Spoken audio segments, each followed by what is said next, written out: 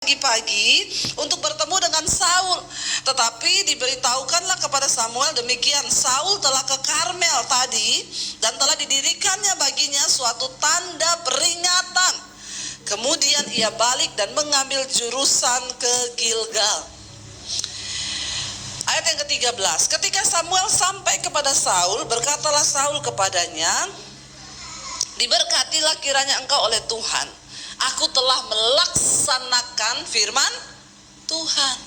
Kalau disuruh melakukan firman itu jangan setengah, ya, jangan Injil separoh.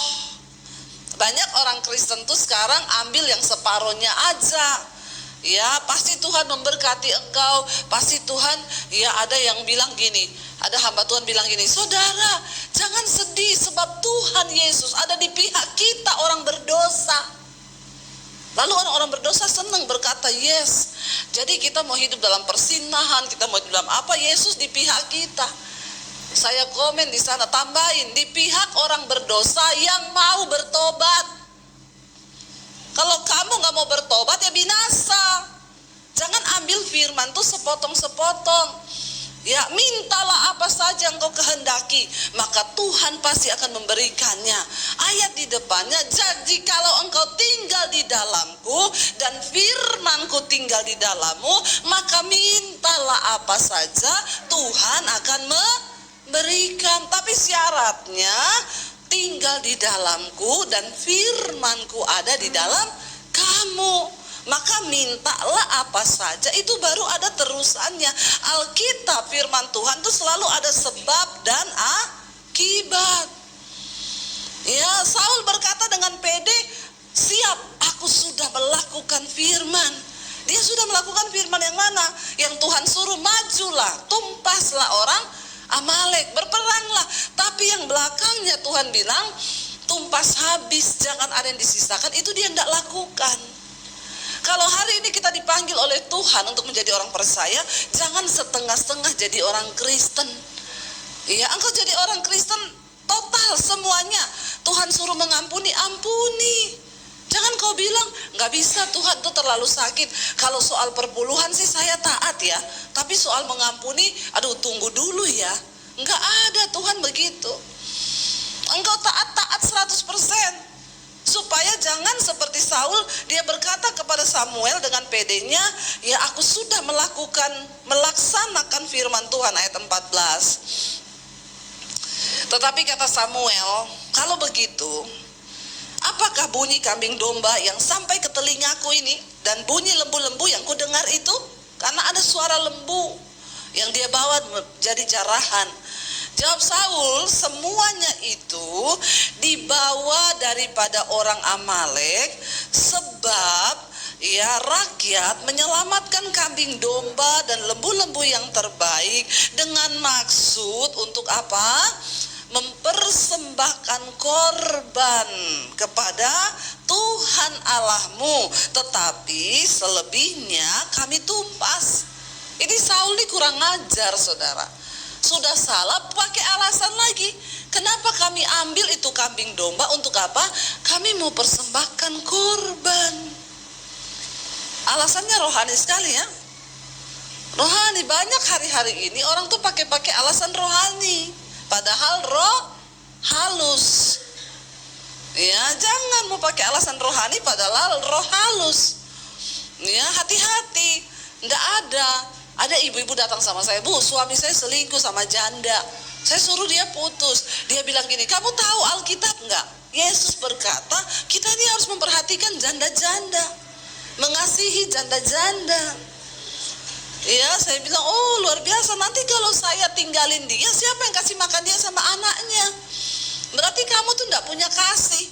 Saya bilang sama ibu itu, bilang sama suamimu, mengasihi janda-janda tua, bukan janda.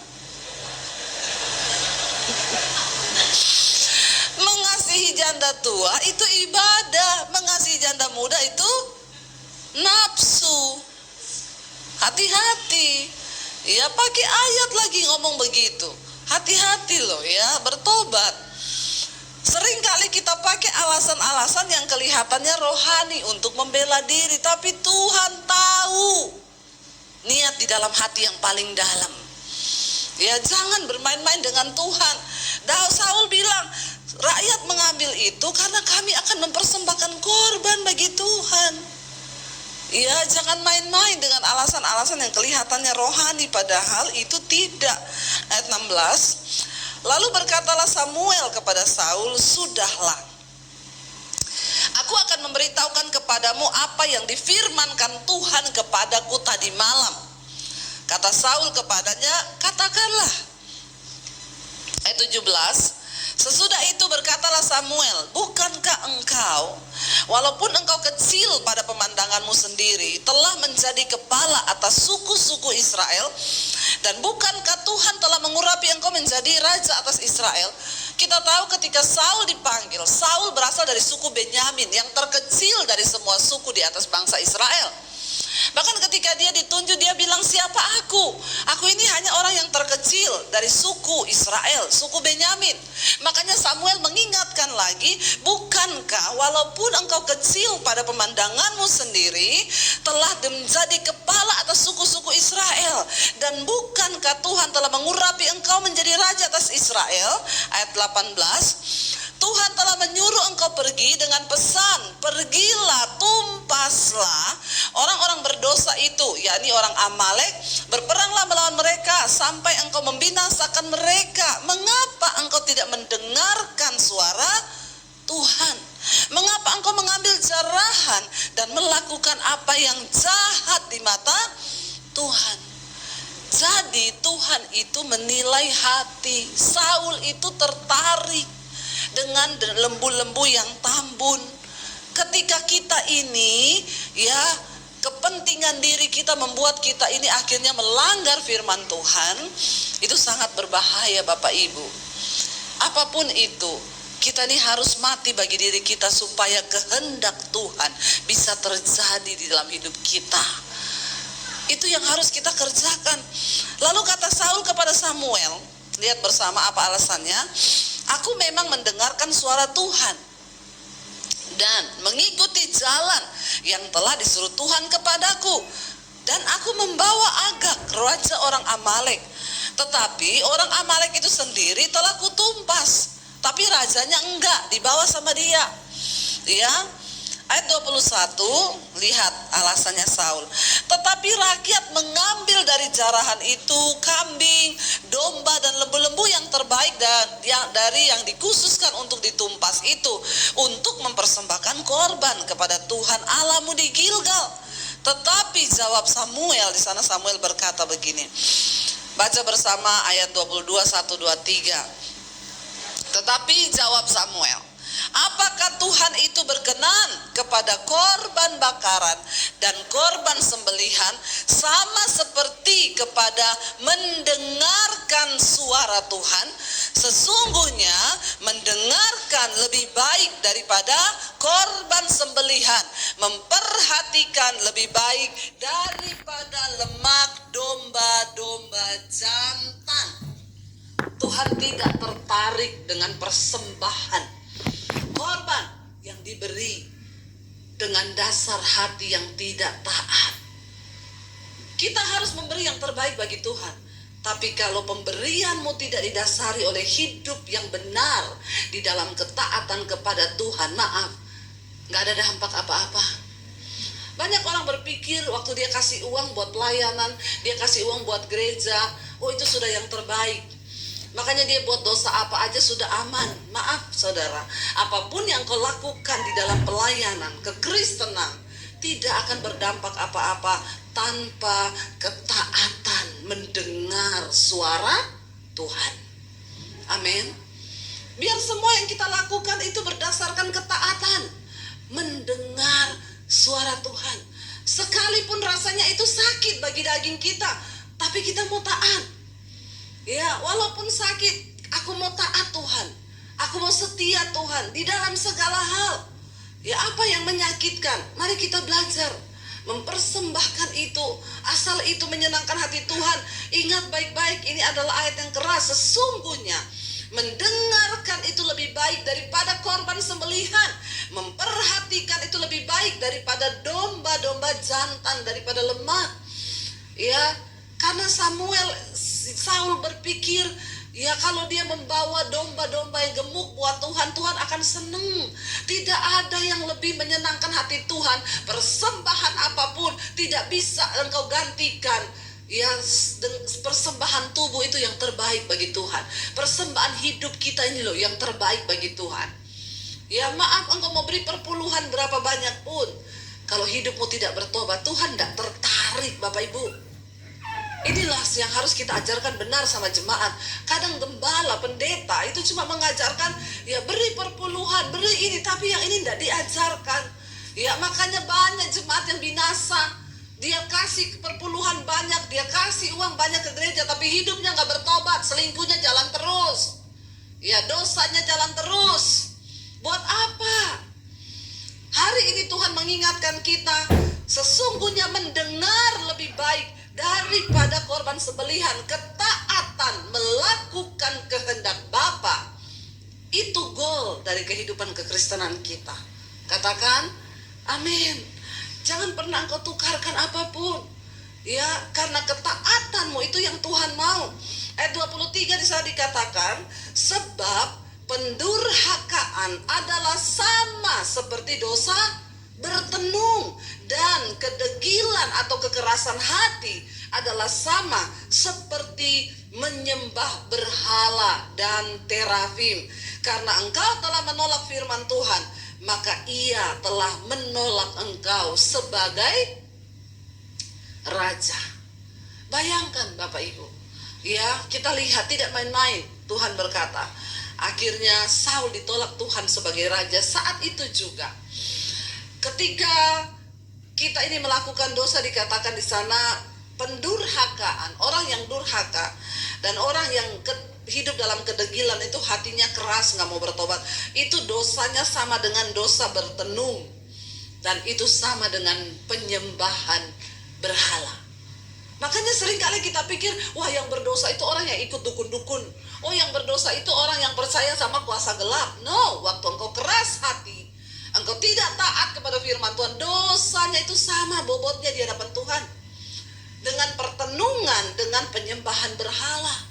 Saya percuma khotbah kemana-mana, KKR orang dilawat Tuhan, kalau mendengar yang begitu-begitu itu saya tidak taat sama Tuhan, maka hilanglah semua itu yang saya lakukan. Mendengar itu lebih baik daripada mempersembahkan korban atau jadwal kegiatan pelayananmu yang penuh. Sebenarnya ketika Tuhan mempercayakan kita jadi bendaharanya Tuhan, ya Tuhan tuh cuma mau lihat kita ini bisa dipercaya enggak, kita ini taat nggak sama suaranya. Saya membayangkan kalau kita punya sekretaris, ya misalnya Pak Hendrik punya sekretaris atau bendahara, dia pegang uang, terus Bapak bilang, uang itu nanti kamu kasihin. Dia bilang, nggak mau Pak. Ya kan enak aja itu orang dikasih uang, ini uang lebih enak kalau saya pakai. Kira-kira Bapak pecat nggak dia Pak? Ya, kalau kita punya bendahara, demikian juga hidup kita Bapak Ibu. Kalau engkau mau mengalami penuaian di hidupmu, kita kapasitasnya berbeda. Kalau kita ngomong soal memberi Bapak Ibu, jangan tunggu kaya. Apa yang ada di tanganmu hari ini, ketika Tuhan bicara, ya lakukan itu. Ketika kunci dari kita ini diberkati Tuhan, zaman semakin ke depan ini semakin akan sulit. Alkitab berkata, bukan pakar ekonomi yang bilang, tapi Alkitab bilang akan datang masa yang sukar di akhir zaman. Tapi kalau engkau mau melihat Tuhan pelihara dan isi lumbung-lumbungmu, jadilah bendaharanya Tuhan yang dapat dipercaya. Aminnya sedikit. Nggak ada amin langsung, takut. Kalau sudah bicara uang, sore aja Bu suruh amin. Saya berani berkhotbah ini karena saya pun melakukan itu. Sampai hari ini hidup saya diberkati. Kenapa? Karena saya percaya waktu kita menjadi bendaharanya Tuhan, ya kita dipakai Tuhan. Ya saya kemarin ngobrol sama Bu Emi banyak ya di pesawat. Bu, sebenarnya pekerjaan Tuhan yang begitu besar itu bisa terjadi dengan dahsyat di muka bumi ini kalau ada bendahara-bendahara itu yang bisa dipercaya. Masalahnya Tuhan mau cari orang yang dipercaya udah sulit hari ini. Dia itu mau membuka keran berkatnya, tapi dia cari orang yang dapat untuk dipercaya. Kalau kita nggak lulus dalam hal mamon, sudah semuanya kita nggak lulus. Yesus mensejajarkan dirinya dengan mamon. Kamu tidak bisa mengabdi pada dua tuan, yaitu Allah dan mamon. Karena kalau kamu tidak setia pada yang satu, kamu juga pasti akan mengkhianati yang lain. Jadi tolak ukurnya hari ini kita cinta Tuhan atau tidak itu bagaimana sikapmu terhadap uang. Saul tergoda karena tambun ini lembu-lembu, lumayan, dagingnya besar, tapi dengan alasan nanti sebagian akan dipersembahkan sebagai korban.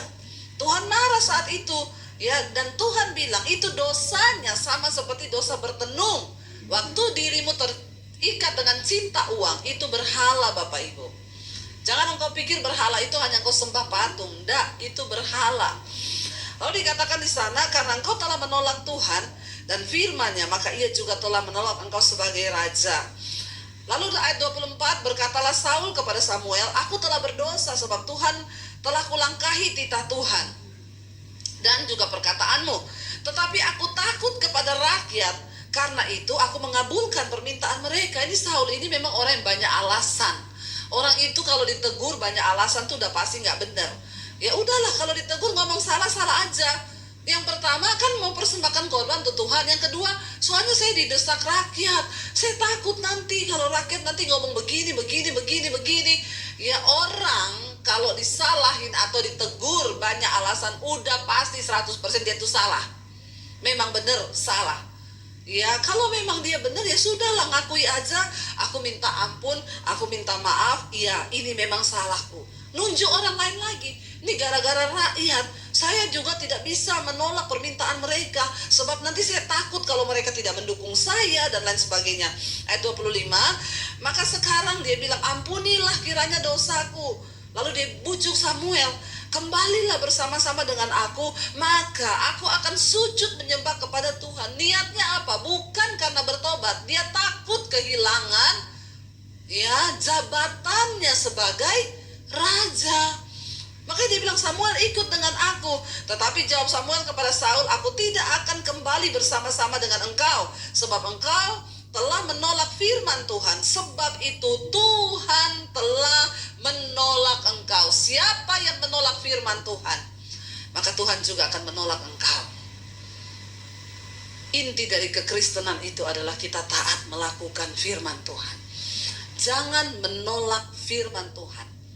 Ya, jangan pernah menolak. Sekalipun itu berat, sekalipun itu tidak enak, terima firman Tuhan itu dengan hati yang lembut. Dan kita tahu bersama, akhirnya setelah itu kisahnya, roh Tuhan meninggalkan Saul, dan Saul diganggu oleh roh jahat yang daripada Tuhan. Itu kisah selanjutnya. Ya, kalau orang sudah ditinggalkan roh Allah, maka roh jahatlah yang akan masuk dalam hidupnya. Karena itu Bapak Ibu, saya berdoa, saya minta suami saya untuk bisa main, ya biar suami saya aja, kita akan sama-sama menyembah Tuhan. Bapak Ibu, kita ini adalah milik Kristus. Kita kepunyaan Tuhan.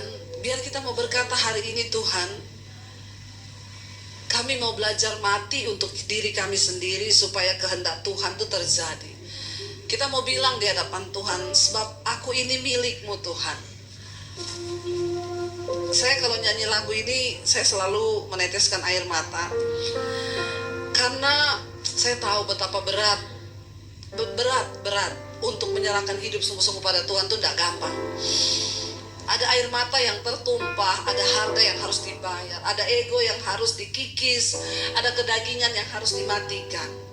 Dan waktu kita sungguh-sungguh datang pada Tuhan, Dia akan memberikan kita kekuatan. Mari kita bangkit berdiri bersama di hadapan